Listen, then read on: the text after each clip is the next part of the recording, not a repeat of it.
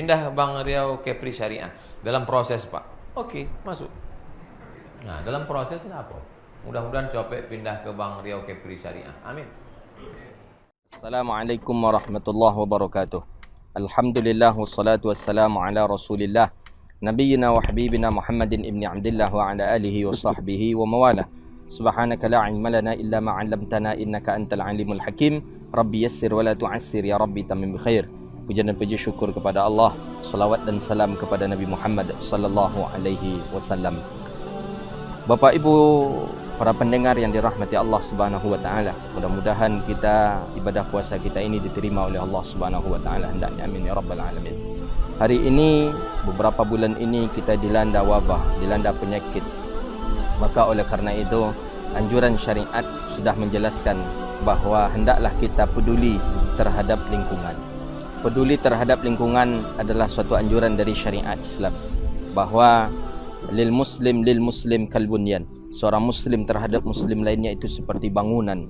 Idza staqqa, apabila bangunan itu runtuh, apabila bangunan itu merasa tidak bagus, maka semuanya juga merasa tidak bagus. Maka oleh karena itu, sakit satu tangan, seluruh tubuh merasa sakit. Itulah saudara satu muslim. Maka ibarat seperti makanan. Sekarang makanan yang ada di piring, satu saja makanan itu terasa pahit oleh kita, makanan yang di dalamnya itu pun juga akan terasa pahit ketika kita makan. Begitulah kehidupan Islam mengajarkan. Maka Islam sudah mengatur di dalam hadis, di dalam ayat sangatlah banyak. Hakul muslim lil muslim, hak seorang muslim dengan muslim lainnya. Begitu juga dalam Al-Quran disebutkan, wa ta'awanu 'alal birri wat taqwa wa la ta'awanu 'alal ismi wal 'udwan. Saling tolong menolong kita. Banyak al-mu'min lil mu'min, al-mu'minuna ikhwah, mukmin itu bersaudara. Banyak sekali ayat dan hadis Nabi menjelaskan bahawa kita sesama muslim ini adalah bersaudara. Maka oleh karena itu, kita harus mementingkan peduli terhadap lingkungan kita ketika wabah ini. Jangan kita membuang kotoran seenak saja.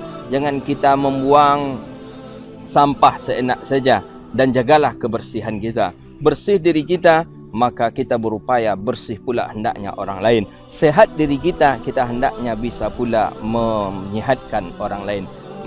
Di dalam hadis Nabi sallallahu alaihi wasallam juga sudah disebutkan di dalam hadis Nabi, man lam yahtam bi amril muslimin falaysa minna.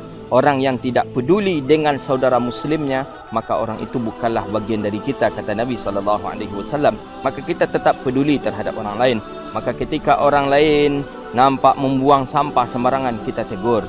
Nampak orang lain melakukan kotoran dan lain sebagainya, kita tegur. Kita memberikan sesuatu yang terbaik kepada orang, tapi mulailah daripada diri kita. Mulailah kebaikan itu daripada kita. Mulailah menjaga lingkungan itu daripada kita. Mulailah hidup bersih. Setiap hari biasakan hidup bersih. Maka Islam sudah mengatur. Dianjurkan kita mencuci tangan.